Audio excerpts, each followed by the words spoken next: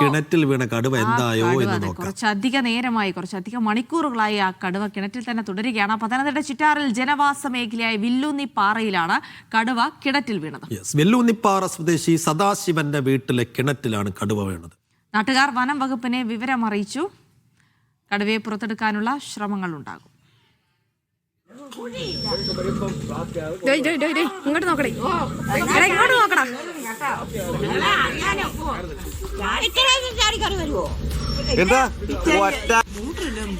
ഹോട്ടലിൽ ഓടിച്ചു പറിച്ചോണ്ടാ പോയെ. അതുകൊണ്ടത് കണ്ടില്ലേ? ഇത് മൊത്തം ഓടിച്ചു പറഞ്ഞു.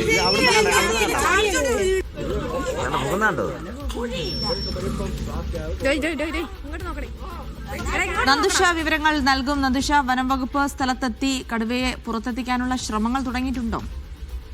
അതേ ചേച്ചി, ഏതാണ്ട് വനംവകുപ്പ് ഉദ്യോഗസ്ഥരെത്തി കടുവയെ പുറത്തെടുക്കാനുള്ള ദൗത്യത്തിന് ഏതാണ്ട് തുടക്കം കുറിച്ചിട്ടുണ്ട് എന്ന് തന്നെ പറയാം. കാര്യം ഇന്ന് പുലർച്ചെയാണ് കൊല്ലം പറമ്പിൽ സദാശിവൻ എന്ന ആളുടെ വീട്ടില് പറമ്പിലെ കിണറ്റിൽ കടുവ അകപ്പെട്ടത്.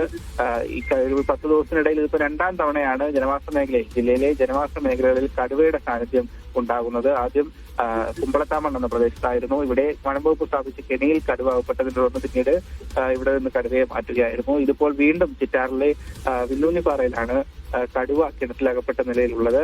ഇന്ന് പുലർച്ചെ വീട്ടിലെ സദാശിവൻ എന്നയാൾ വീട്ടിലെ കിണറിൽ നിന്നും കടുവയുടെ ഒച്ച കേട്ട്, പ്രത്യേകതരത്തിലുള്ള ശബ്ദം കേട്ട് കിണർ പരിശോധിച്ചപ്പോഴാണ് പൂർണ്ണ വളർച്ചയെത്തിയ ഒരു കടുവ കിണറ്റിൽ അകപ്പെട്ടതായി മനസ്സിലാക്കുന്നത്.